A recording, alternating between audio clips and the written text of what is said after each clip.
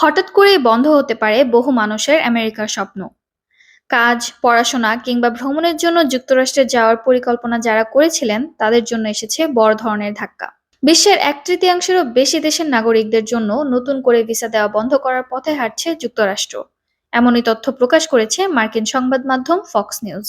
বুধবার প্রকাশিত প্রতিবেদনে ফক্স নিউজ জানায়, যেসব দেশের নাগরিকরা যুক্তরাষ্ট্রের সরকারি সহায়তার উপর নির্ভরশীল হতে পারেন বলে মনে করা হচ্ছে, তাদের ভিসা আবেদন আপাতত গ্রহণ না করার সিদ্ধান্ত নিয়েছে মার্কিন প্রশাসন।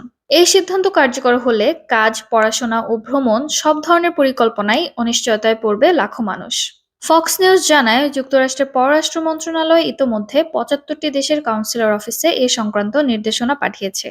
নির্দেশনায় বলা হয়েছে, বর্তমান ভিসা যাচাই বাছাই প্রক্রিয়া নতুন করে পর্যালোচনা করা হবে এবং এ সময় এসব দেশের নাগরিকদের অধিকাংশ ভিসা আবেদন প্রত্যাখ্যান করতে হবে। প্রতিবেদনে আরও উল্লেখ রয়েছে, স্বাস্থ্যসেবা, আর্থিক সহায়তা, ইংরেজি শেখার সুযোগ কিংবা দীর্ঘমেয়াদী চিকিৎসার মতো সরকারি সুবিধার উপর নির্ভর করতে পারেন এমন আশঙ্কা থাকলেই ভিসা না দেওয়ার নির্দেশনা দেওয়া হয়েছে।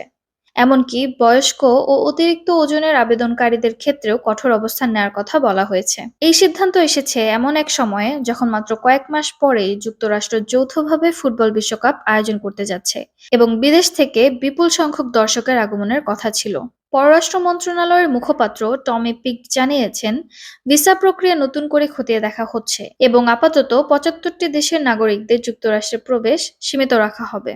তালিকায় বাংলাদেশ সহ Afghanistan, Pakistan, Iran, Iraq, Russia, Nigeria, Thailand ও ব্রাজিলের নাম রাখা হয়েছে, যা আন্তর্জাতিক অঙ্গনে নতুন করে উদ্বেগ ও বিতর্ক তৈরি করেছে।